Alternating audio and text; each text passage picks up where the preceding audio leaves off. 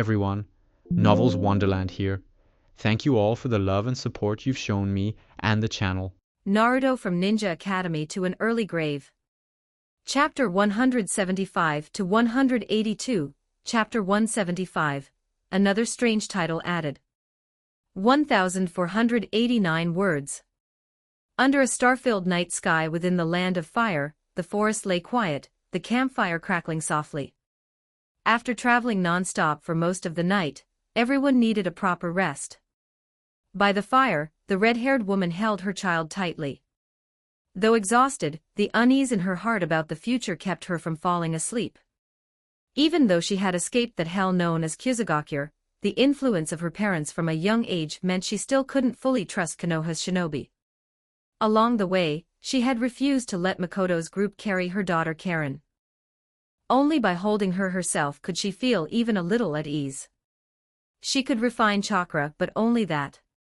It was enough for traveling, but when it came to combat, she knew nothing at all. This had been intentional on Kyuzugakure's part, to maximize her value while preventing any thoughts of resistance. Just like Karen in the original timeline, when she took part in the Chunin exams, she couldn't even handle a large black bear. At best, she counted as half a shinobi, her greatest use being a human-shaped battery for her teammates. Little Karen, on the other hand, slept soundly. At her age, being with her mother was enough. Everything else was still beyond her understanding. Looking at the woman, clearly exhausted yet forcing herself to stay awake, Makoto asked, "Sorry, we've been rushing non-stop, and I never asked your name." "Shinobi-sama, you can just call me Kaori." "No surname?" "You know you're from the Uzumaki clan, right?" "Like my sensei, Uzumaki Kushina." Kaori nodded slightly. "Yes. My parents told me when they were still alive. But after our family fled the land of whirlpools, we abandoned the surname. My father said that people from a fallen nation shouldn't keep using that name, it would only bring disaster. I think others who escaped probably did the same." "Pretty much. As of now, only my sensei and her child still use that surname. Outside Konoha, I haven't seen anyone else with it." "Kushina, she's already become a mother." "Yes, she has a son. He's a bit younger than your daughter." "By the way, what's your daughter's name?" "How old is she?" "Her name is Karen. She'll be 1 year old in about 2 weeks." "Karen, huh? That's a great name. She's a few months older than my sensei's child, so that works out nicely. In the future, my sensei's child will have an older sister, and Karen will have a younger brother her age." As he spoke with Kaori, Makoto kept deliberately mentioning that Uzumaki Kushina was his teacher, and that she already had a child. Bit by bit, it helped ease the woman's tension. For the first time since meeting him, she smiled. An older sister and a younger brother. "Kushina, she's been living in Konoha all this time, right? I wonder how she's been all these years." "My sensei's doing very well. You'll see for yourself when we reach Konoha tomorrow. Don't worry about safety, you're my sensei's clanswoman. I'll protect you. I'm willing to believe you. After all, even someone like me occasionally heard the shinobi in that village talk about the name, Shield of Konoha." To reassure her, Makoto had already given his name, and after removing his mask, he kept it off. When people are tense and uneasy, it's always easier to relax when facing a handsome face rather than a cold, expressionless mask. That title was probably spread by the Kyumogakure lot. "Don't worry about it, just call me Makoto, like my sensei does." Kaori seemed to recall something and smiled again. "I don't know where the Kusa shinobi heard it from, but since the new year, it seems they've started calling you something else. If it's something awful, please don't say it." "It's not awful, just a bit scary. The people in the village now call you the Hellwind Demon. They seem very afraid of running into you." "How could they not be? Anyone who did ended up permanently crippled, spending the rest of their lives in a wheelchair." Clearly, this had also been spread by Kyumogakure. They hated Makoto to the core, but had no way to deal with him, so all they could do was stick a terrifying title on him. The three who were still awake openly expressed their envy. Rado sighed. "Captain, I really want a title too. It's a sign your strength has been recognized across the shinobi world." Makoto replied, "Then just give yourself one." "That doesn't work. Titles are earned through strength. If you make one up yourself, no one will acknowledge it, you'll just be a joke." "Well, if that's the case, I guess I'm pretty impressive." Rado nodded. "Of course you are. Including the one you got in the village, Hero of Konoha, you already have 3 titles." Makoto was startled. At this rate, he felt like one day he'd end up like the Mother of Dragons, after a battle, still listing off titles that never seemed to end. That would be ridiculous. He immediately ordered, "You all, forget those titles. Don't mention them again. Now, whoever's on watch, stay on watch. Everyone else, get some sleep." Kaori watched the interaction between the Konoha shinobi with a gentle smile. This feeling was completely different from the shinobi of Kizugakure. Perhaps Konoha really was a place where she and her daughter could live in peace. After Makoto had eased her guard through conversation, the unease in her heart faded significantly, and she soon fell into a deep sleep. Her body was simply too exhausted. The next day, on the return journey, Makoto carefully learned about Kaori's experiences in Kizugakure over the years. This would be needed for the mission report. Since Kaori wasn't very fast, it wasn't until evening that the group finally arrived at Konoha. Outside the village, Makoto reminded her, "I'll report your situation to the higher-ups. As for your special constitution, don't tell anyone unrelated about it in the future." "Understood." "Understood." He then turned to Rado and the others. "You all understand ANBU confidentiality rules. This matter, don't talk about it to anyone, not even your close friends." Rado and the others nodded. "Understood, Captain." Iwashi asked, "Captain, should we take her to ANBU?" "No need. Once inside Konoha, take her to Daifuku Inn and settle her in. I'll inform Kushina-sensei and the 4th Hokage. They'll handle the rest. I'll explain things to the 3rd as well." "Yes, X3. After confirming the arrangements, the group entered Konoha through a secret ANBU passage and then split up. At Minato's home, the warm and sunny man was preparing dinner. He had already completed his training in Sage mode at Mount Miyaboku. His strength had advanced further, surpassing the half-baked Jiraiya, and making him a true user of senjutsu. But after that, Minato found himself at a dead end. He felt he had already reached the limit of what a non-bloodline shinobi could achieve. Recently, he had been pondering this very issue. In the living room, Kushina was playing a chasing game with her son. 8-month-old little Blondie had already learned how to walk. Suddenly, both husband and wife looked toward the door at the same time. Makoto pushed it open and entered. Naruto, spotting a new target to play with, immediately turned and rushed toward him, only to trip from turning too quickly and land on his butt. Kushina picked Naruto up and asked, "Makoto, when did you get back?" Minato set aside what he was doing and walked out of the kitchen. "Just got back, I suppose. You didn't even change out of your ANBU clothes before coming here, something you need to tell us." "There is. Sensei, do you remember someone named Kaori?" "Uzumaki Kaori." "Kaori?" Kushina was startled. "Makoto, how do you know that name? Did you find information about her during your mission? Or?" "I brought her back to Konoha." "What? She's here. Where? Tell me the address, quickly." "At Daifuku Inn. I arranged for Rado's team to protect her." The moment Kushina heard that, she didn't bother with anything else. Holding Naruto, she rushed out of the house in a whirlwind, startling even the guard team outside. Both the Heiate squad and Root Shinobi hurriedly followed after her. Minato understood his wife's urgency. For those whose country had been destroyed, nothing mattered more than seeing a former clansman, especially when they had been childhood companions. Makoto, is this related to your mission? Yes. When I found Kaori-san in the land of grass, I sensed her chakra was very similar to Kushina-sensei's. She also said she knew her, so I brought her back. You've done us a great favor.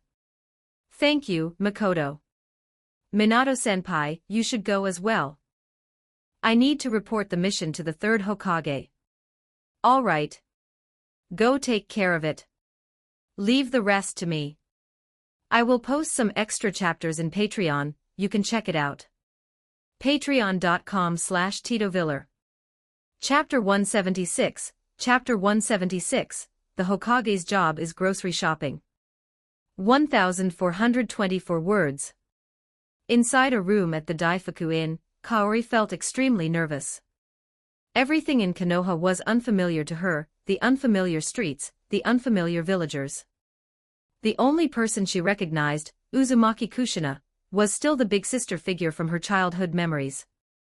She had no idea what she was like now that she had become a mother, or whether she, like herself, had become worn and haggard. As for Kaori's own appearance, haggard was the only word that fit. Although her facial features were delicate, she had spent years healing Kizugaku's shinobi by consuming her own life force. Her living conditions had been poor, leaving her complexion unhealthy. Despite being only in her early 20s, she looked more like someone in her 30s. Little Karen slipped out of her mother's arms and ran to the window, peering outside with curiosity. Everything here was new to her. Suddenly, footsteps echoed down the inn's corridor, accompanied by a woman's voice calling out, "Kaori! Kaori!" The unfamiliar yet slightly familiar voice made Kaori's body tremble. That peculiar speech habit carried in the voice instantly dragged her memories back to her distant childhood. She steadied her emotions and walked to the door, opening it. Standing outside was a woman holding a child. Like her, she had bright red hair, but long, flowing past her waist. Unlike Kaori, who had cut hers short to make it easier for others to bite. The moment they saw each other, Kushina fell silent. They stared at one another, both searching each other's faces for traces of the past. Kaori found it quickly, Kushina was still the same, just much more mature. Kushina also found what she was looking for. But this girl who used to trail behind them as a child, why did she look so worn down, even though she was younger? What kind of life had she been living all these years? Kaori, it really is you. You're alive. That's great. You're still alive. Kushina set little Uzumaki Naruto on the ground and stepped forward, pulling Kaori into a tight embrace. Feeling how thin and frail her childhood friend had become, her eyes reddened.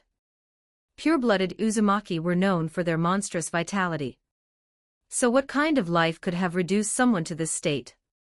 Kaori gently patted Kushina's back. It's me, Kushina-ne. I'm still alive. Karen looked curiously at the red-haired woman hugging her mother. Then she glanced downward and noticed a blond boy peeking out from behind her. Why was his hair different from theirs? Where did he come from? Suddenly, a sharp sound cut through the air. The root shinobi who had followed them stepped forward, attempting to separate the two women. Swish, swish, swish. Minato and Genma's squad blocked their path. The root shinobi halted. The one in front spoke, "Fourth Hokage-sama, she's from another village, isn't she? Allowing a suspicious target to come into contact with the Jinchuriki is absolutely unacceptable." Minato looked at them coldly. From now on, she is a member of Konoha. I guarantee it in the name of the fourth Hokage. Any objections? Kushina was even more direct. Seeing the fear in Kaori's eyes, she instantly transformed into her red octopus mode, "Get lost. Say one more word and I'll beat you to death." The root shinobi exchanged glances before disappearing instantly. They had to report this to Danzo. A new Uzumaki had arrived in Konoha, and two of them at that. This was critical intelligence. Kaori didn't understand Konoha's internal complexities, nor did she know what a Jinchuriki was. But she now understood that the blonde young man in front of her was the fourth Hokage, and that he seemed to have a very close relationship with Kushina. Kushina-ne, this is. Oh, right. Let me introduce you. This is my husband, Namikaze Minato. And this little guy is my son, Uzumaki Naruto. Kaori felt a wave of relief. So Kushina's husband was the Hokage. If that was the case, then her and her daughter's lives would probably not be like what they had endured in Kizugakure. She pulled her daughter forward and bowed deeply. Hokage-sama, I am Kaori. This is my daughter, Karen. From now on, please take care of us. Ah, such pretty hair, just like ours. Kushina stroked Karen's head, then glanced at her own silly son. Why isn't Naruto's hair red? Minato scratched the back of his head awkwardly. Ahahaha, because he's my son, after all. Kushina, let's head home. You can talk after dinner, we can't let Kaori and the others go hungry. Oh right, food first. Kushina grabbed Kaori's hand and started walking, then turned back and said, Minato, go buy groceries. We don't have enough at home. I got it. Kaori's mind filled with question marks.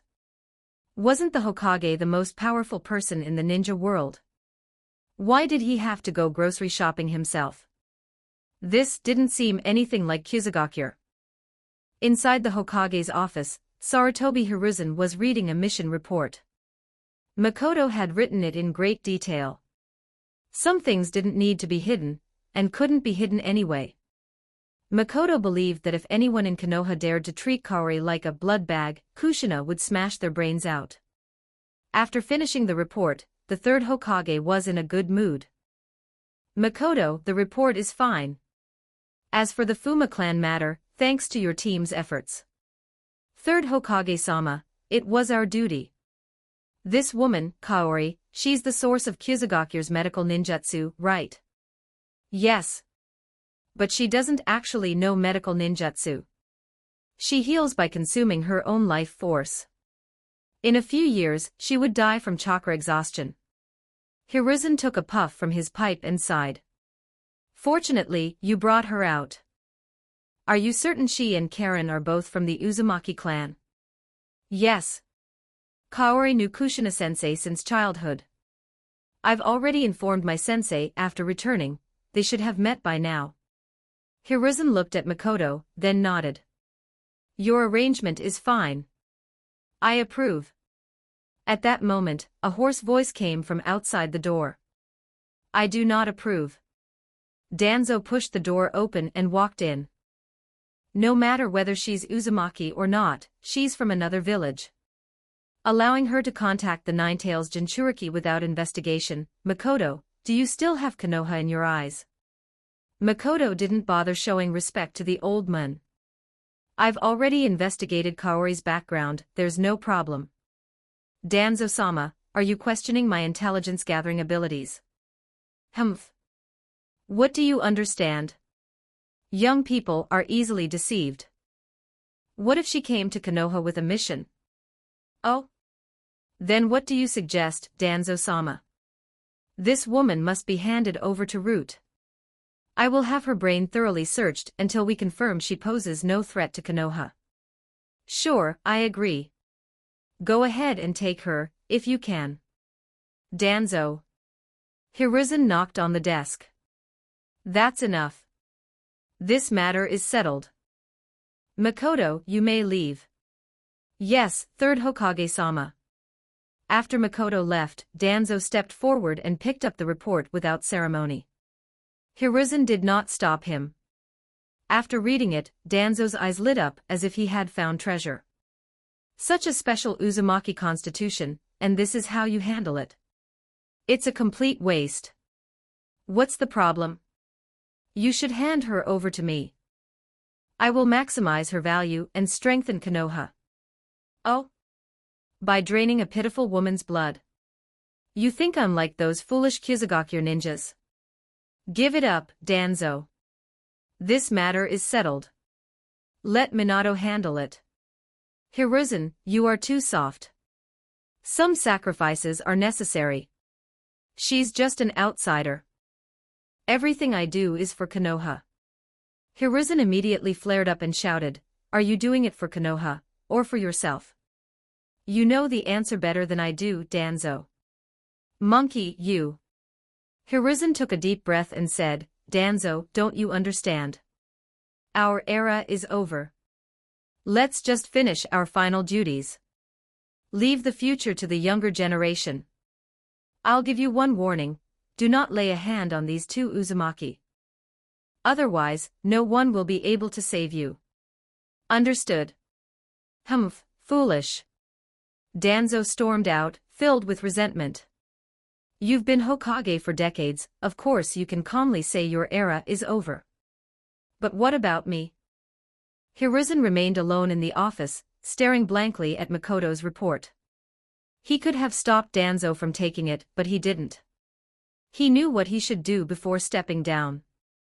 But he couldn't bring himself to act. In that case, he would just let his old comrade walk toward his own destruction. I will post some extra chapters in Patreon, you can check it out. Patreon.com/TitoViller. Chapter 177, Chapter 177, Kushina, Reforging the Glory of the Uzumaki. I'll rely on my disciple. 1884 words.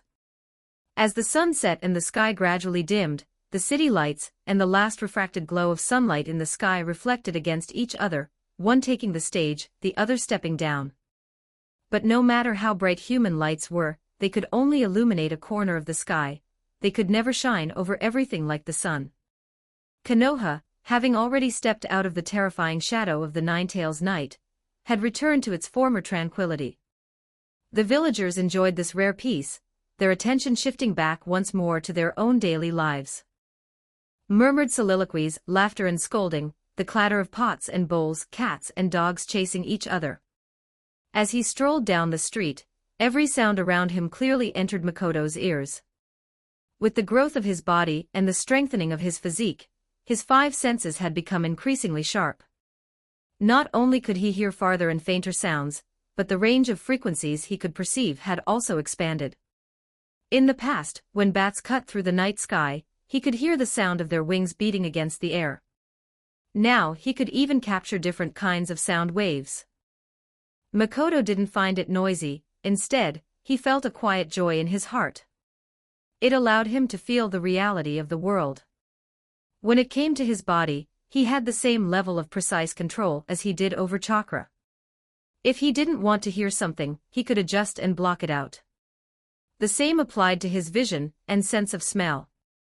After returning to the ANBU Shadow Guard unit's activity room, washing up, and changing back into his own clothes, the Hay-8 squad also happened to be returning from work. "Yamato, Makoto, I thought you'd already gone home. My foolish little brother, your big brother here was waiting for you." Yamato remained expressionless. After more than half a year of getting along, he had already grown used to Makoto's personality. In the past, he had still looked forward to truly integrating into this new family and sincerely calling him Big Brother. Now, he wasn't going to let someone have their way. "I'm afraid that won't be possible. The fourth Hokage-sama asked me to inform you to go to his house for dinner later." "All right, got it. Remember to go back and tell Mom. Honestly, after all this time, you've become a bit sly too, just like Yugao." Yugao stepped forward and grabbed Makoto's arm. "Hey, if you want, I can call you Makoto nii like before." "That sounds great. Say it a few more times." "Humph, in your dreams. Who told you not to take me along on this mission? If next time you bring us along and help Kushina-senpai find one or two of her clansmen, then I might consider it." "Makoto, can't help it. I always pick whichever team, yours or Gunma's, is available. As the leader of the Shadow Guard, I can't play favorites." Hay-8 also explained, "Yugao, the Uzumaki clan was wiped out long ago. The surviving members are extremely few, how could you just happen to run into them?" "Yugao, maybe others can't, but Makoto definitely can. I absolutely believe in him. Hayate rolled his eyes. That's not belief, that's blind faith. Yeah, so what? Hayate. If you're shameless enough to admit it, what else is there to say? Yamato thought of the previous conflict with Root. He understood how that group operated, and couldn't help but worry. I hope Danzo-sama doesn't do anything unnecessary. He was a grateful person. Although he didn't like Root, Danzo had indeed pulled him out of despair and given him careful training. As for who had caused that despair, Yamato had no memory, and didn't want to dig into it. Makoto, I'm the opposite. I hope he does do something unnecessary. Yamato. At the Namikaze household, as soon as Makoto arrived, he saw a certain someone transformed into a red octopus, hair standing on end in fury. The two little ones, Naruto and Karen, were trembling in fear. Sensei, who made you angry this time? Kushina glared at her new target. Makoto, good timing. Let me ask you, why did you let those bastards from Kyuzugakure go? Through her conversation with Kaori, she had already learned what the Kyuzugakure ninja had done. Right now, she wished she could charge over to their village and fire off a round, perfectly spherical-tailed beast bomb. What? The Ninetales wasn't inside her anymore. No problem, she could just hoist Naruto onto her shoulder and fire one off anyway. Oh that. No problem. If you want, Sensei, I can head over right now and throw out a few super large-scale ninjutsu, and erase that lousy village along with everyone in it. Kushina froze. Makoto. Is that really necessary? I meant just dealing with the ninja who bit Kaori. And then?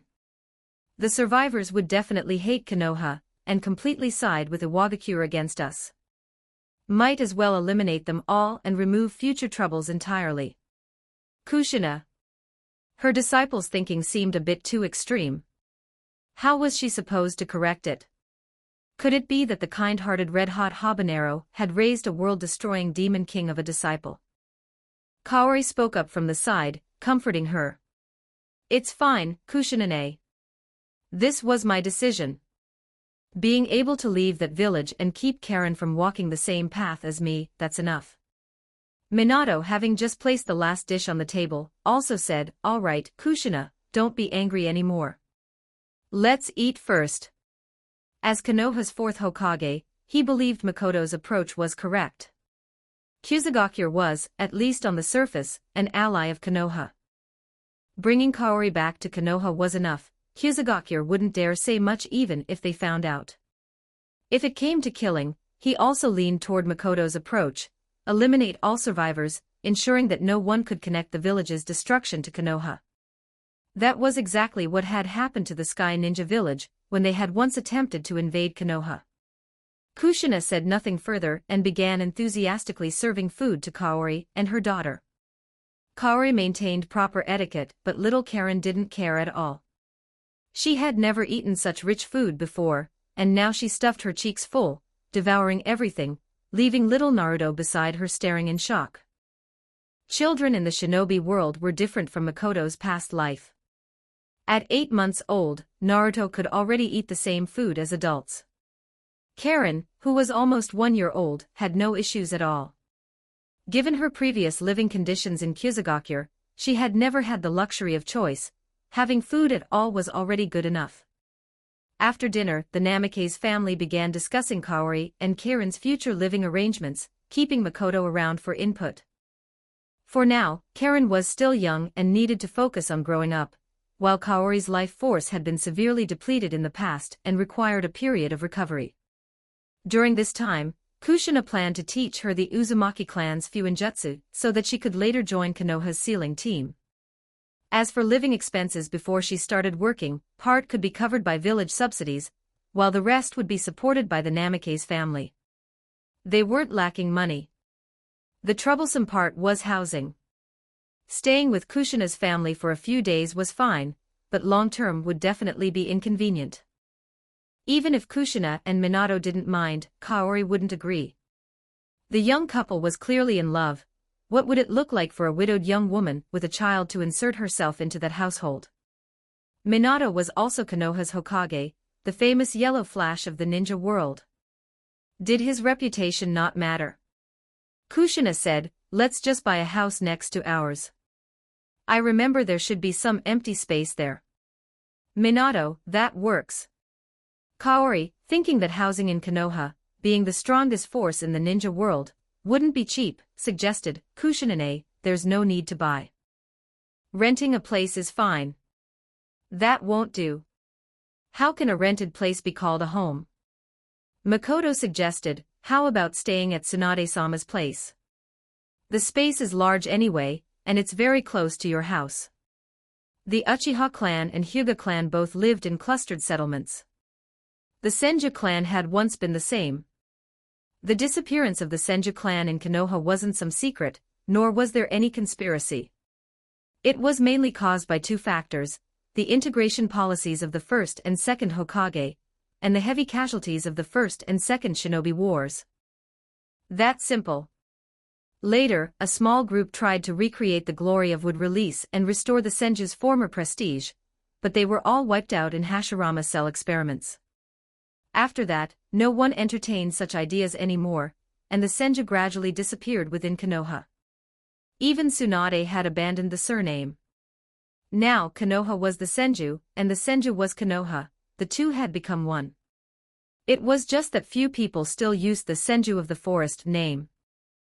Their former clan grounds had also been abandoned, with only an ancestral residence left, the old home of the first and second Hokage, now Tsunade's house in Konoha. Kushina was extremely familiar with that place. After all, she had lived there for a long time as a child, receiving instruction from her grandmother Mito, until she moved out a few years ago to live with Minato. Her eyes lit up. "Great idea. We're all from Mito Obasan's clan, Tsunade-ne definitely won't object. But we should still inform her first." Mito Obasan. Kaori had never met Uzumaki Mito, but she had heard of her. After all, she was the woman who married the god of shinobi and held great prestige within the Uzumaki clan. Thinking about how two such ancient clans, with familial ties between them, had ended up like this, a trace of sadness suddenly appeared in Kushina's heart. "Hey, Minato, when you were out on missions before, did you ever meet any of my clansmen?" Minato quickly went through his memories. "Well, I've met people with red hair, but they weren't Uzumaki." Makoto, now that Minato is Hokage, he definitely won't be traveling around like before. "From now on, I'll be relying on you." Makoto, "Sensei, are you planning to gather your clansmen and restore the Uzumaki's former glory?" "Forget about glory. I just want them to have a more stable living environment." "Got it, Sensei. I understand." In the ninja world, not only the Uzumaki clan had red hair. So long as they didn't display special abilities, they could hide somewhere and live ordinary lives. After several generations of intermarriage with outsiders, unless a bloodline reawakened, it was hard for them to attract attention. Karen and her mother were exceptions, and that kind of rapid healing physique was practically made to invite disaster. As for other Uzumaki survivors, Makoto actually knew of two. Nagato, with his ripple pattern eyes, was out of the question. His parents had been killed by Konoha ninja. No matter what, he would never join Konoha. The other one, however, might be possible. Though he wasn't sure whether she was currently on the summoning island in the land of the sea. I will post some extra chapters in Patreon, you can check it out. Patreon.com/TitoViller. Chapter 178, Chapter 178, Karen's Birthday and Training. 1,364 words. Now, if there was anyone Tsunade still cared about, aside from the niece of her deceased lover who stayed by her side, it was probably Uzumaki Kushina, whom she had watched grow up. As for her sensei, he only counted as half a person. Orochimaru didn't even act like a human, and Jiraiya wasn't treated as one by her. Ever since her last return, to avoid any more accidents, she had left Kushina away to contact her, so the two could stay in touch. Tsunade had no objections to her grandmother's clanswoman moving into her home. It even worked out well. Someone could help tidy the place, saving her from having to spend money hiring cleaners every time she came back. From then on, Kaori officially settled down in Konoha with her daughter. After more than 10 days, when Karen turned 1 year old, Kushina used the occasion to host a grand celebration, inviting her friends in Konoha. She had always liked lively gatherings, and this was also a chance to help Kaori meet more people in the village, giving her a sense of belonging and helping her forget the miserable life she had endured in Kizugakure. Although Kushina had been the Ninetales Jinchuriki and didn't often appear in public, her social circle in Konoha was still remarkably wide. It wasn't until she sent out the invitations that people realized, once everyone gathered, the attendees practically represented half of Konoha's various factions. Uchiha Mikoto had always been her close friend, and was also the wife of the Uchiha clan head. The younger clan heads of the Ino Shika Cho trio and the Aburame clan were all comrades of Namikaze Minato, and their wives frequently interacted as well. On top of that were the recently rising Gecko, Yuzuki, and Higashino families. Fortunately, Kushina had only invited the women, introducing them to her childhood friends, so that Kaori could integrate into Konoha's circle of wives. The men of each household did not attend. Fugaka had wanted to come, hoping to take the opportunity to speak with Minato, but considering the current tension between his clan and the village, he wisely gave up the idea. If he dared approach the Ninetales Jinchuriki, those old men in Konoha would probably explode on the spot. He didn't even send out Uchiha Itachi, who had already entered the academy. Only Mikoto came with young Sasuke to attend the banquet. The women from other families were much the same, each bringing their young children. For a time, Karen's birthday party turned into a large gathering where women shared childcare experiences, and Kaori successfully entered one of the most important social circles in Konoha. For Mikoto, it was a rare occasion. On the same day, he saw 6 of the original Konoha 12 from the original timeline, and every one of them got their cheeks pinched. Among them, only Sasuke was the least cooperative, wearing a look of disgust and trying to resist. Mikoto, being petty, silently wrote down his name in a little notebook. If anything ever fell into his hands in the future, he'd break that guy's legs. Hyuga Hinata, is our clan too closed off? Inuzuka Kiba, I feel like I'm being targeted. Haruno Sakura, does anyone even know who I am? The fact that the wives of the clan heads came meant they had their husband's approval. This itself conveyed a stance. The group led by the third Hokage could not possibly fail to understand it. Namikaze Minato's foundation in Konoha was actually quite solid. He was a representative of civilian ninja, yet he did not lack support from clans of all sizes. The only problem in the original timeline was that he died too early, catching everyone off guard. As for Mikoto and the others, ninja who had graduated early due to the war, they were still quite young. Now that the ninja world was largely at peace, Konoha wouldn't assign them overly demanding missions. All the hard labor was left to the adult workhorses. Amid days of training mixed with missions, more than 3 months passed in a flash, and little Naruto was almost 1 year old. During this time, Karen and her mother enjoyed a peaceful and stable life. No one came knocking at the door with hostile expressions to take her mother away, and her mother no longer returned home half-dead each time. To little Karen, this village, whose people wore different forehead protectors from before, was surely the best place in the world. One afternoon in late September, at an open training ground within the village, Kushina and Kaori had just finished training, and were sitting to the side resting. Even without being a Jinchuriki, Kushina herself was extremely strong. Without using ninjutsu, once her adamantine sealing chains were unleashed, she could bind the vast majority of ninja, and even-tailed beasts in the world like helpless captives. Kaori had only been a half-trained ninja before. After this period of recovery, Kushina had begun teaching her Fuinjutsu while also improving her combat abilities. She didn't need to become a combat ninja, but at the very least, she had to be capable of self-defense. The Uzumaki clan possessed powerful physiques, so why had they been destroyed in the past? Because their clansmen had been obsessed with researching sealing techniques while neglecting the improvement of their own combat strength. Having learned from that lesson, Kushina would not repeat the same mistake. Naruto and Karen had already become familiar with each other. At this moment, they were by a small river in the training ground, trying to pull ashore some fish that were provoking them. Not far away, Minato kept an eye on the two children's safety while also instructing his escort squad in their training. By now, aside from Makoto, he already knew that it was impossible for the others to use the Flying Thunder God technique. This S-rank space-time ninjutsu demanded too much talent. If you didn't have it, you simply didn't have it. So he came up with an alternative. Based on the Flying Thunder God technique, he simplified and modified it, creating a version that multiple people could use together, the Flying Thunder Formation technique. At least 3 people were required, and at most, he had improved it to a 6-person version. It was specifically developed for the 6-man squad.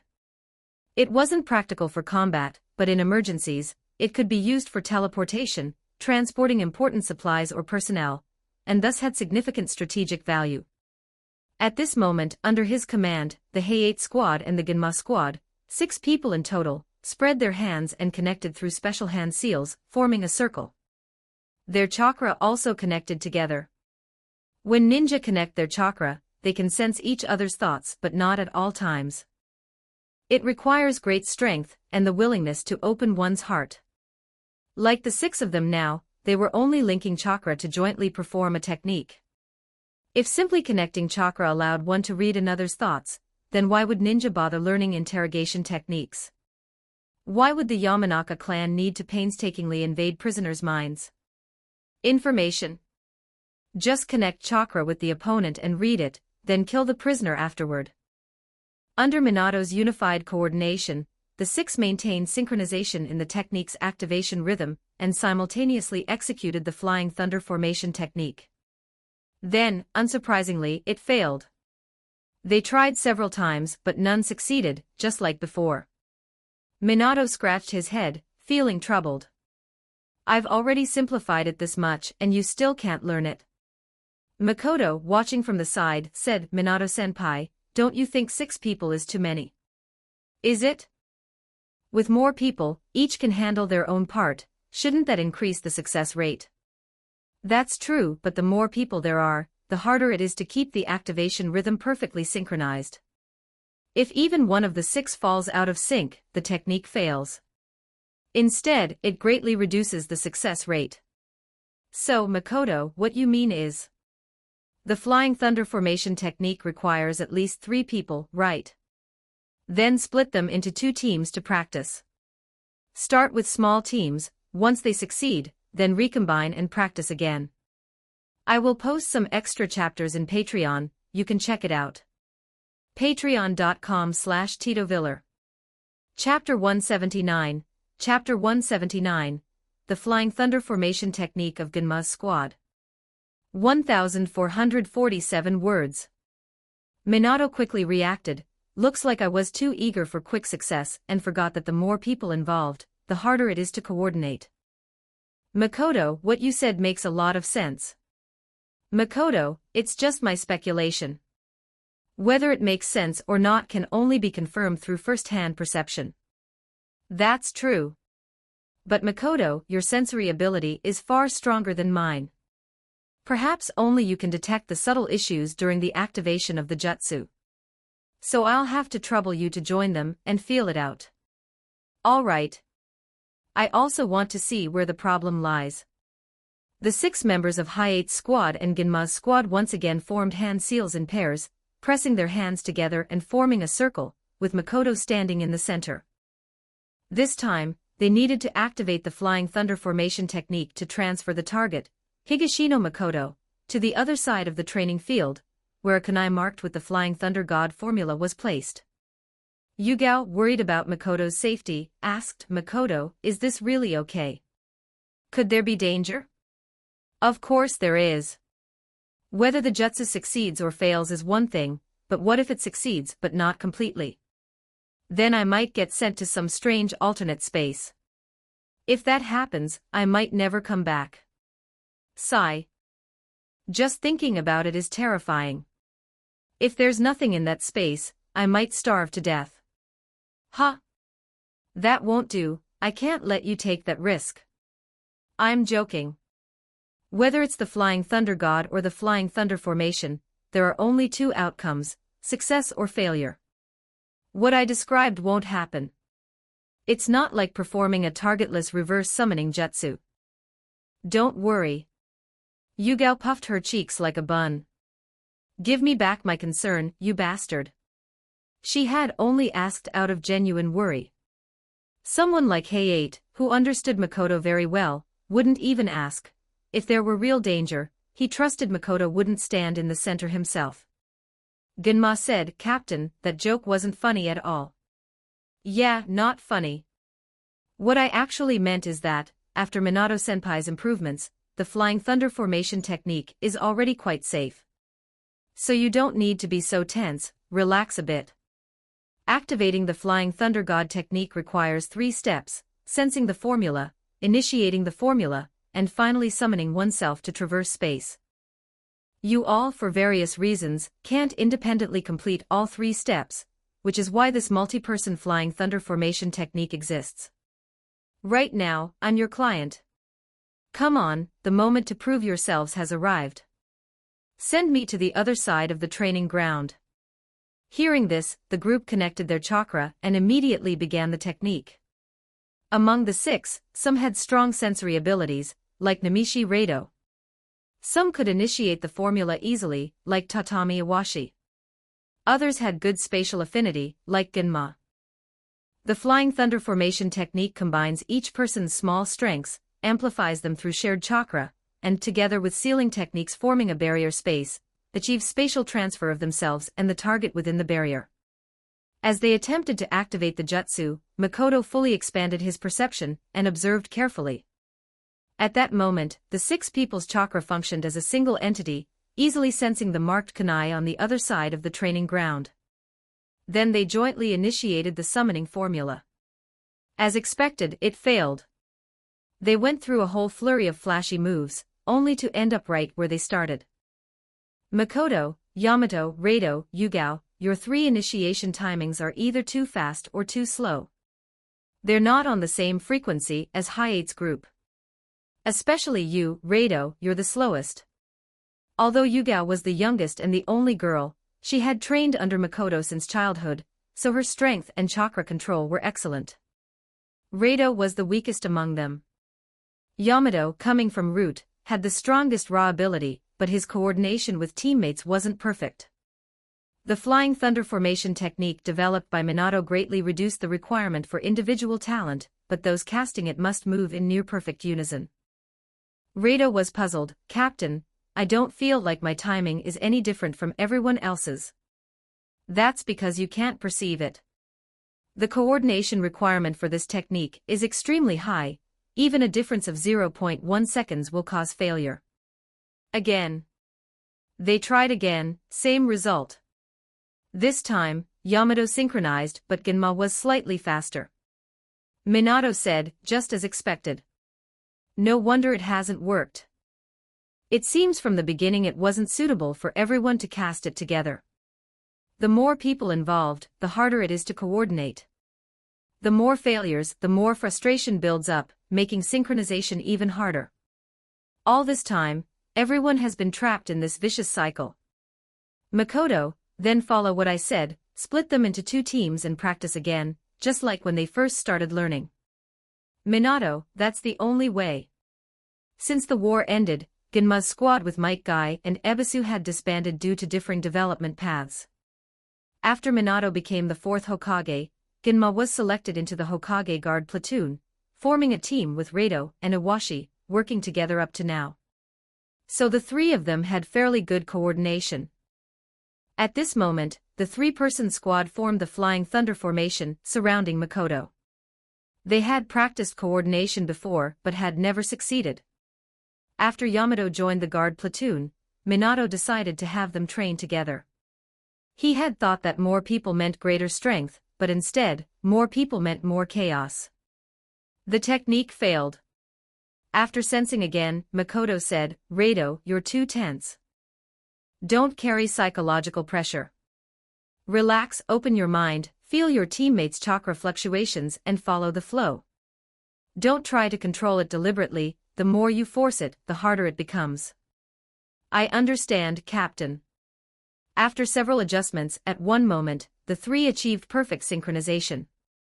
The Flying Thunder formation technique successfully activated, instantly transporting them, with Makoto, to the marked location on the other side of the training ground. The moment they appeared, the three collapsed onto the ground in different postures, panting heavily, clearly exhausted from chakra depletion. Only Makoto stood calmly in the center, as if nothing had happened. When they realized where they were, all three broke into smiles. They had finally succeeded, personally completing a space-time transfer. The experience and sense of accomplishment were completely different from being carried along by someone else. Makoto was also pleased. In the original timeline, how long did it take these three to master the Flying Thunder formation technique after Minato's death? Unknown, but it must have taken years. And now, with his help, that result had been greatly advanced. Often, learning ninjutsu is like this: without guidance, one can only fumble through trial and error, easily getting stuck. But with guidance, the time spent exploring is saved and can be used for other training. That's the impact of having a good teacher on a ninja's strength. Minato directly used the Flying Thunder God technique to teleport over, his face full of joy. If it could succeed, it proved his concept for the Flying Thunder formation was correct. Yugao, who had run over, asked in disbelief, "It really worked?" Iwashi was doubtful, "Does this count as success?" "When we arrived, our bodies completely lost balance, and the chakra consumption is too high, we can't perform continuous transfers." Makoto explained, "This technique wasn't developed for combat, so you don't need to achieve continuous teleportation. As for balance and chakra consumption, those are easy to fix. When I first learned the Flying Thunder God technique, I was about the same as you. Just spend more time practicing." Minato added, "Makoto is right. Being able to succeed means you've crossed the most difficult hurdle. From here on, with practice, it will naturally improve." Only then did the three relax. They understood the logic, but when it concerned themselves, anxiety was inevitable. Yugao grabbed Makoto's hand, "Quick, it's our turn." Makoto and I don't want to fall too far behind." To avoid lagging behind, she even used her acting cute tactic. Her personality was quite competitive. Hi-8's squad had a similar division of roles. Among the three, Yamato had the best perception and far more chakra than the others. Hi-8 had some talent in space-time affinity. Yugao had neither, but she refused to drag the team down, so she invested the most time into mastering the formula. For ninjas, the one organ they never lack is their liver. Unfortunately, their overall coordination was worse than Genma's squad. After several attempts, they still failed to complete a single true spatial transfer. This left the three feeling quite dejected. I will post some extra chapters in Patreon, you can check it out. Patreon.com/TitoViller. Chapter 180, Chapter 180, Does Flash Step Need a Cooldown Too? 1438 words.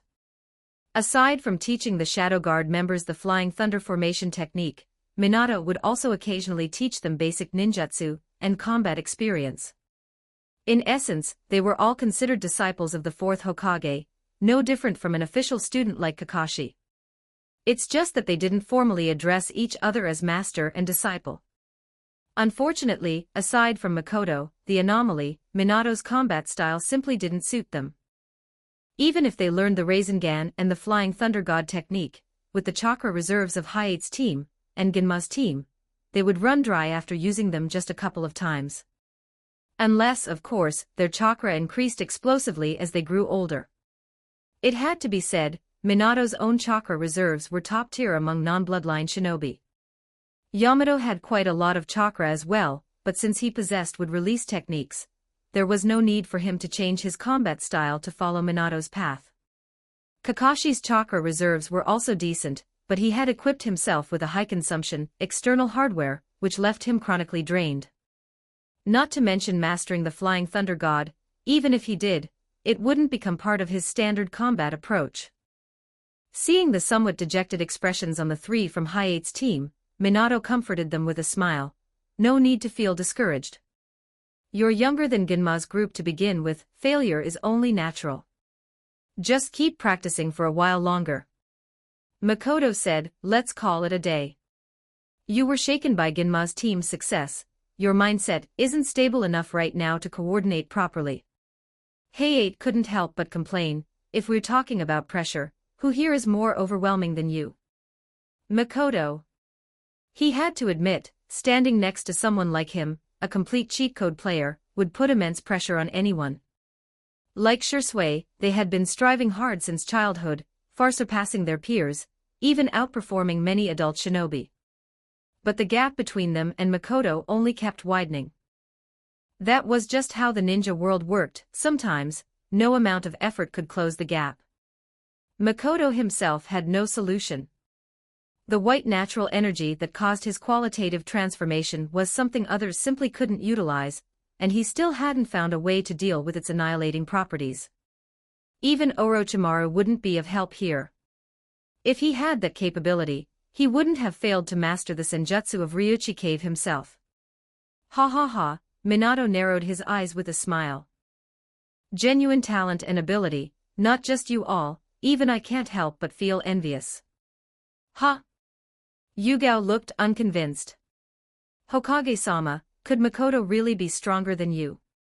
For Konoha shinobi, the Hokage's strength always carried a certain aura of reverence. Minato answered honestly, Makoto may have already surpassed me, but that's only my guess. In the end, a shinobi's strength can only be judged after a real fight. Makoto immediately sensed the intent to battle. Minato-senpai, you're not thinking. Well, ever since Naruto was born, I haven't fought in a long time. Feels like my body's getting rusty. Makoto, how about sparring with me? If you want to, I've got no problem with that. Evening. Training ground. Under the glow of the setting sun, Makoto and Minato stood facing each other. High 8, Ginma, and the others watched with excitement. Getting to witness a battle between top-tier shinobi was worth it even if it cost them their lives. Kushina and Kaori stood to the side with the two little kids. They were curious, while Naruto and Karen simply found it lively and fun. Seeing her husband like this, Kushina couldn't help but feel that keeping someone like Minato at home to take care of family might really be stifling him. Maybe once Naruto grew a bit older, she could just kick him out to go back to work. As for what to do if the third Hokage refused to retire by then? Easy, beat him into retirement. Around the training ground, Kakashi led an ANBU squad, staying alert to prevent anyone from wandering in. No matter what, the fourth Hokage was officially still injured. It wouldn't be good if people saw him fighting. Root ninjas. Ever since they tried to target Kaori, the couple had pressured the third Hokage together, forcing Danzo to withdraw them. Danzo didn't object. Apparently, he had been busy with something outside recently. Root seemed short on manpower, to the point they couldn't even spare people to monitor the Ninetales Jinchuriki. So at this moment, everyone present was one of their own. After a brief standoff, they moved simultaneously. At terrifying speed, the two collided, engaging in close-quarters taijutsu. Their movements exceeded the dynamic vision of almost everyone present. Only a few, like Kakashi and Kushina, could clearly follow everything. To the others it looked like two afterimages clashing in the field, accompanied by a dense barrage of kunai collisions. Clang! Clang! Clang! Minato's reaction speed was astonishing, his attacks just as fast. Holding his tri-pronged kunai in a reverse grip, he unleashed a relentless flurry. Makoto handled it with ease. In terms of speed and reaction, he was no longer inferior to Minato. With his smaller frame, his strength was still enough to match him, and when he used Tsunade's chakra burst technique, he could even suppress Minato. To Minato, it felt like he was facing a monstrous beast with absurd strength. He didn't dare take hits head-on. One clean punch, and he'd end up no better than Jiraiya after Tsunade's blows. Makoto wasn't just using Tsunade's monstrous strength, he was faster too. A straight-up enhanced version of Tsunade. Fortunately, Minato's fighting style was never about brute force. Using the recoil from Makoto's attack to retreat, Minato threw a kunai toward him, and rapidly formed hand seals. Shuriken Shadow Clone Technique. The single kunai instantly multiplied into a dense rain of blades, shooting toward Makoto from all directions. Makoto raised his left hand, and used One-Horn Great Wall to shield himself. As for the kunai landing around him, he didn't bother stopping them, letting them embed into the ground. Minato's were Flying Thunder God kunai, and the shadow-cloned ones had physical form. Meaning every single one could serve as a teleport marker. Makoto raised his perception to its maximum. The moment Minato disappeared, Makoto turned instantly. Clang! Their kunai collided. With his deep familiarity with the Flying Thunder God, he accurately intercepted the attack from behind. The chakra formula of the Flying Thunder God could be shared, provided you understood it. And Makoto's version had been taught by Minato himself. He was intimately familiar with it, and Minato hadn't restricted his markers. Which meant every kunai engraved with Sword of Shinobi Love on the ground. Makoto could use them too. And then the two began a battle of pure teleportation. Appearing, disappearing, reappearing, tracking, counter-tracking, attacking. The fight became something no one else could fully see or understand. It was as if a blurry video had suddenly turned into individual frames flashing one by one. At this point, even Kakashi, lifting his forehead protector and using the Sharingan, couldn't follow the details anymore. Meaning, if he were caught in that battle, he could be killed instantly at any moment. This was the overwhelming dominance of speed and reaction under instant movement. To fight someone like this, you either destroyed all nearby Flying Thunder God kunai immediately, or got out of their range. Kakashi didn't feel discouraged. Calmly, he kept analyzing countermeasures in his mind. As for Hayate and the others, they were completely lost. Incredible. So this is how Flying Thunder God battles look. Since when did our captain become this terrifying? Can this even still be called a ninja fight? Suddenly, the two appeared at the center of the field. At the same time, each formed a Rasengan in their right hand and slammed it into the other.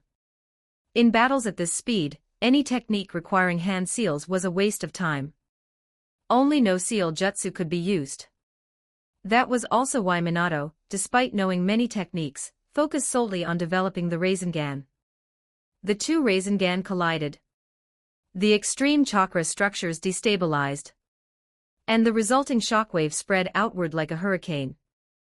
It destroyed the materialized Flying Thunder God kunai and tore a layer off the ground itself. What surprised Minato was his Rasengan collapsed, but Makoto's remained partially intact. He immediately retreated, his expression turning serious. The Rasengan used non-elemental chakra, no nature transformation involved. If his was inferior, then either Makoto's control over chakra shape had reached a monstrous level, or the very nature of their chakra was fundamentally different. I will post some extra chapters in Patreon, you can check it out. Patreon.com/TitoViller. Chapter 181, Chapter 181, Does Sage Mode Still Need to be Entered? 1,491 words. Makoto stopped controlling the output of his chakra, and the Rasengan in his hand dispersed with the wind. Minato-senpai, do you still want to continue? Minato showed a helpless smile. Well, let's stop here. Fighting you feels like sparring with my own shadow clone. Now I understand just how troublesome it is to fight someone who knows the Flying Thunder God technique. Of course it's troublesome. Those who can't beat you can't escape, and those who can beat you can't keep you. No matter what, it's a loss. That's why there used to be an unspoken rule: if you encountered the yellow flash, abandoning the mission wouldn't be punished. Ha ha ha, that was years ago. Minato laughed brightly, then sighed with emotion. Makoto, your growth has truly exceeded everyone's expectations. To think you could already apply the Flying Thunder God technique in real combat. In terms of strength, you've already surpassed us seniors. Thinking about it really makes one emotional. On that point, Makoto agreed. If the Kage level tiers in the ninja world were divided as fans in his previous life did, ordinary Kage, elite Kage, and super Kage, then he had already passed elite Kage, and was moving toward super Kage, approaching the level of Hashirama and Madara. Against someone like Minato, who had extraordinary reflexes and possessed a bug-level space-time ninjutsu, he actually had a simple countermeasure: don't give him even a moment to activate his technique. Stick to him with relentless attacks and drag him down. When it came to endurance, how could an ordinary human possibly outlast his constant sage mode? Sorry, having a massive chakra reserve really does let you do whatever you want. But although Makoto wasn't a saint, he was someone who understood gratitude. Toward these seniors who had sincerely taught him, he still held respect. One shouldn't get arrogant. Humility was still necessary. Minato-senpai, you flatter me. After all, this was just a spar. You still have many techniques you didn't use. Aren't you the same? At that moment, seeing the two of them stop, the spectators ran over. Gunma looked dissatisfied. That's it. I feel like I watched something, yet saw nothing at all. Yugao nodded repeatedly.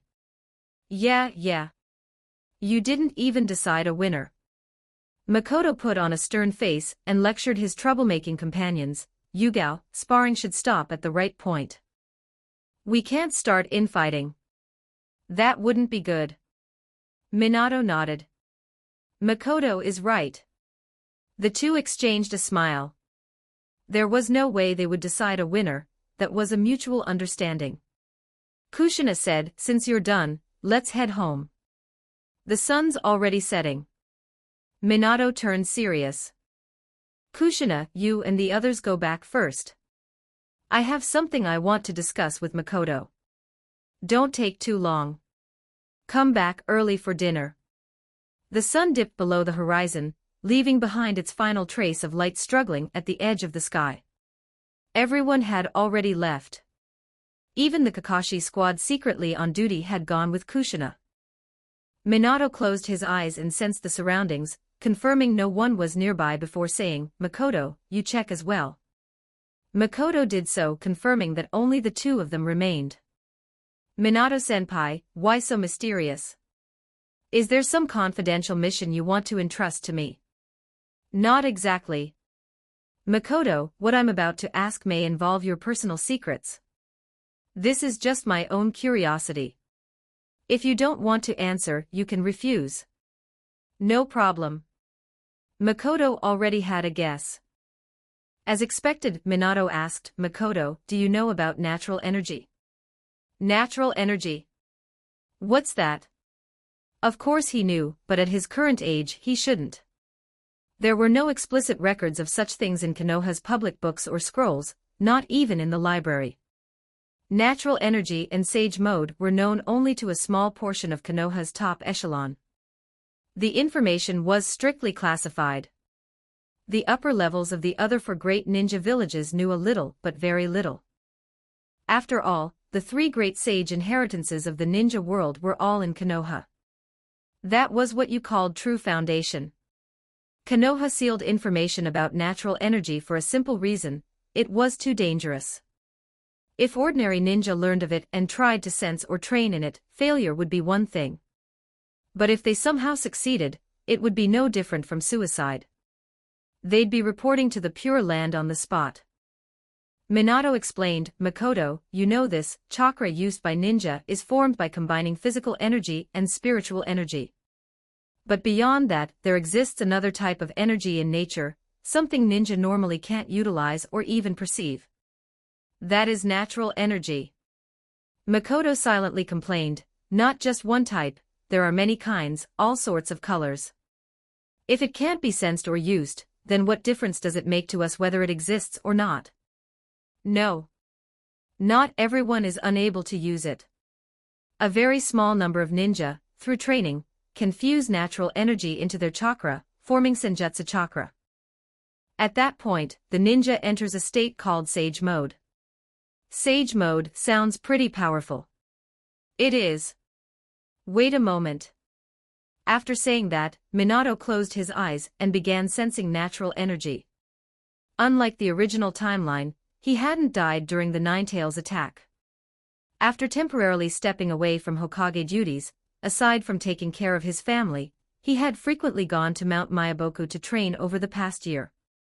Now he could already enter Sage Mode. After a while, Makoto sensed a large amount of natural energy gathering into Minato's body, merging with his chakra. Orange eyeshadow appeared around Minato's eyes, just like Naruto in the original timeline. But his face showed no toad-like features, he still looked completely human. It took him less time than a certain someone, and he didn't become ugly. With his already handsome face, the added markings only gave him a mysterious aura. Jiraiya would cry in the bathroom. In the fourth Great Ninja War of the original timeline, Minato could enter Sage Mode instantly, but back then he was in an impure world reincarnation state with infinite chakra, and had spent over a decade struggling inside the Shinigami's stomach alongside In Kurama. That couldn't be compared to his current human body. After entering Sage Mode, Minato opened his eyes. His pupils had become like those of a toad. This was Makoto's first time seeing someone other than himself enter Sage Mode. How incredible! Even your chakra presence has changed. It's stronger than before. Minato-senpai, this is Sage Mode. Yes, Makoto. This is the Sage Mode of Mount Myaboku, one of the 3 great sage regions where my summoning partners reside.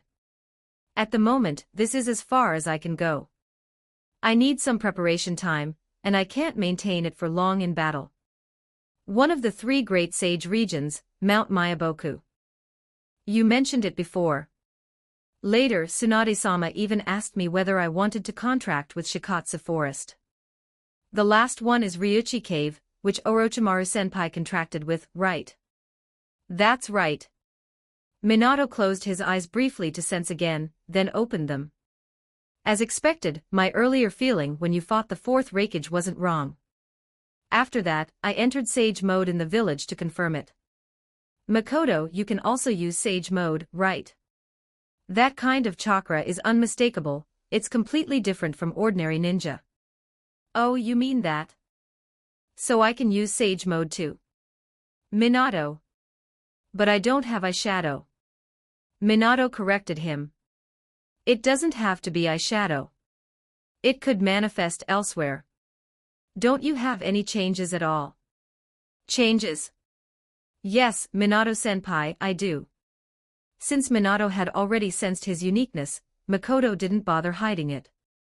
More importantly, he was now strong enough, he didn't need to conceal himself like before. He could live more freely. Makoto removed his Konoha forehead protector, revealing the silver star ring pattern on his forehead.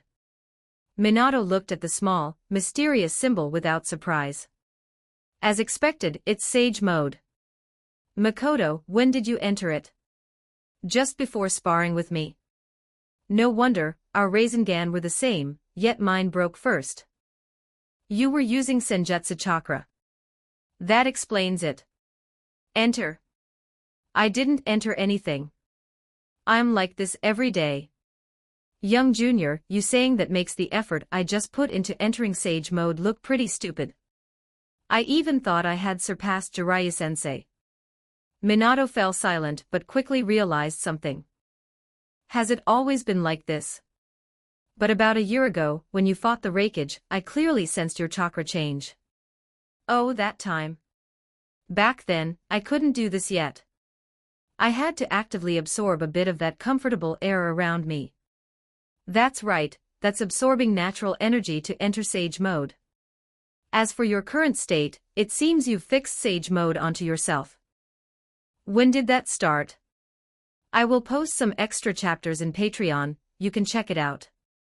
Patreon.com/TitoViller. Chapter 182, Chapter 182, Namikaze Minato, maybe the sage mode I learned is fake.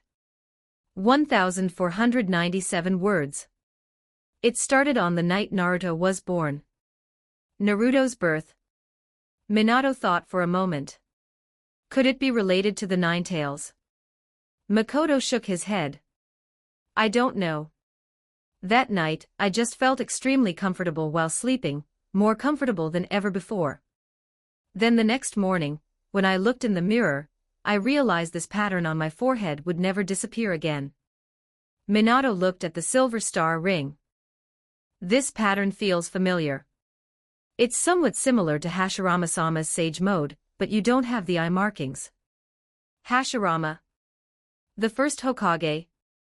Makoto said in surprise. Could he do the same as me? In the ninja world, everyone knew Senju Hashirama was terrifyingly powerful and revered as the god of shinobi, but almost no one knew what his sage mode looked like, because he never needed to use it. In his normal state, he could crush everyone except Uchiha Madara. Konoha's records had been left by Senju Tobirama. The Konoha F4 and Tsunade had read them. Whether Jiraiya and Orochimaru had was uncertain. As the fourth Hokage, Minato had naturally seen them. The pattern on your forehead is somewhat similar, but Hashirama-sama couldn't maintain that state constantly like you can, and the color is different. More importantly, it's unclear whether his sage mode came from the Shikatsu forest. The records don't say. Did you ever meet Tsunade when you were younger? No. The first time I met her was at your place, you know that. Is that so? Then that's strange. Who taught you this method of training? They didn't even tell you it was natural energy. Didn't they know how dangerous it is? No one taught me. I've known it since I was little. I just didn't realize until today that that comfortable air was natural energy. You've known it since you were little? Yes. The first time was when I refined chakra at the age of 4. That night, when I went to sleep, I felt some kind of comfortable air around me. As long as I was willing, it would flow into my body. At that moment, Minato felt discriminated against. Natural energy was extremely dangerous and difficult for everyone, but for Makoto, it was practically throwing itself into his arms. What kind of double standard is this? Never seen a handsome guy before. I, Namikaze Minato, am handsome too, all right. He even started to suspect that the sage mode he had learned might be fake. At the same time, a long-standing question in his mind seemed to have found an answer. If confirmed, it would be a discovery of great significance for humanity. Minato said excitedly, Makoto, do you know? Right now, in the ninja world, only the two of us can use sage mode. Huh? Doesn't Jiraiya-sama know it? Minato looked a bit embarrassed. Speaking ill of his own teacher wasn't appropriate, but he still answered honestly, Jiraiya-sensei isn't very stable. He can't really be considered to have mastered sage mode yet. That old pervert calls himself the Toad Sage all day long, but even years later, he still needs a long time to gather natural energy before using senjutsu, let alone now. I see. Then it really is just the two of us. So, Minato-senpai, do you have some idea? Yes. I want to exchange information with you to verify a hypothesis of mine. But doing so would mean prying into your ninjutsu secrets. That goes against ninja rules, and against my ninja way. It's fine. Though I don't really understand much about this. Makoto was curious, what kind of hypothesis could make Minato willing to break his own principles? I've only learned sage mode not long ago, so I don't know much either. To learn the sage mode of Mount Myaboku, the basic requirement is that your chakra reserves must be large enough. Then, during training at Mount Myaboku, with the help of toad oil, you absorb natural energy and mix it in equal proportions with physical and spiritual energy, forming senjutsu chakra. Only then can you be considered successful and enter sage mode. But the process is extremely dangerous. One mistake and you fail, and the final result is death, with your body turning into a stone toad. That does sound dangerous. Good thing you succeeded, Minato-senpai. Otherwise, if Naruto went to Mount Myaboku in the future and saw you, he might wonder whether his father is even human. Ha ha ha, I got lucky and succeeded. I'm just curious, how does your sage mode differ from mine? I don't really have a concept of sage mode. Ever since I discovered natural energy as a child, I've just been absorbing it into my body, and it's been like this ever since. No danger at all. Not for me. If it feels uncomfortable, I can stop at any time. Is that so? Minato analyzed this internally, verifying his hypothesis. In that case, Makoto, perhaps the sage mode you've developed is actually the safest and most suitable for humans. So his own sage mode really might be fake. But Makoto immediately shattered that idea. It's not safe, Minato-senpai. It's only safe for me. And for others? At first, I wanted to share this training method with my teammates. But to be safe, I tested it on animals. Later on the battlefield, I even tried it on enemies. Without exception, they all died. Of course. Natural energy is never truly safe, Minato said after a moment of silence. Even if it doesn't match my expectations, it still proves my hypothesis. Makoto, you are the special one. So what exactly is your hypothesis? Makoto, ever since I came into contact with natural energy and sage mode, I've occasionally thought about something. There are 3 great sage regions in the ninja world: the toads of Mount Myaboku, the slugs of Shikatsu Forest, and the snakes of Ryuchi Cave. They're all animals. The price of failure in Mount Myaboku's training is turning into a stone toad. The other 2 likely have similar outcomes. So I began to wonder, this clearly belongs to the unique senjutsu systems of those 3 sage regions. Then what about us ninja, or rather, humans? Do we have our own form of senjutsu? I couldn't find the answer until I met you. Makoto was surprised. He hadn't expected Minato to think about something like this. No wonder Jiraiya called him the most perfect ninja. Look at Jiraiya himself, he probably never thought about this, or if he did, he didn't care, being too busy chasing the child of prophecy foretold by the great Toad Sage. So, Minato-senpai, you think my sage mode belongs to a human senjutsu system? Yes. It used to be just a guess. Now I'm more and more certain. Trusting your intuition. Or is there something supporting your hypothesis? Minato looked up at the starlit sky. At Mount Myaboku, there is a great toad sage said to have lived for over 1,000 years. He is the source of their senjutsu and rules over all toads. Likewise, in Ryuchi Cave, there is the white snake sage, who rules over all snakes. Shikatsu Forest is different, there is only one slug, the slug sage. These 3 are said to be beings of the same level. I haven't seen the true forms of the white snake sage or the slug sage, but I've met the great toad sage more than once. And from you. I feel something similar to him, but also completely different. I see, but my sage mode can only be used by me. Others can't learn it.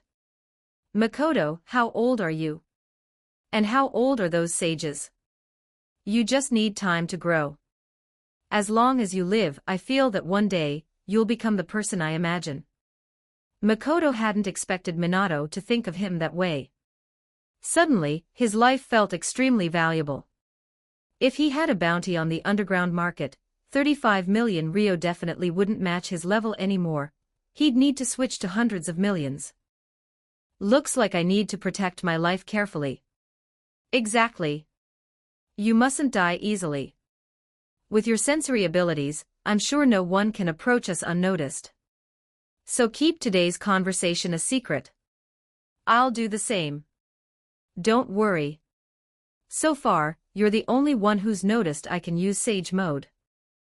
Last time, when I fought the Four Tails with Jiraiya-sama, he didn't notice anything unusual. Ha ha ha, my sensei, isn't exactly the sharpest when it comes to senjutsu. Makoto then asked his final question, Minato-senpai, you're contracted with Mount Myaboku, but you don't seem to fully stand on their side. I'm human. Of course I think from a human perspective, isn't that natural? Mount Myaboku and Shikatsu Forest are relatively harmless, especially the slug sage, who never interferes with human affairs. But Ryuchi Cave is different. If you had seen what I've seen, giant snakes devouring humans, you would understand. To us humans, they will always be something other. I will post some extra chapters in Patreon, you can check it out. Patreon.com/TitoViller. Don't forget to like and subscribe to Novels Wonderland.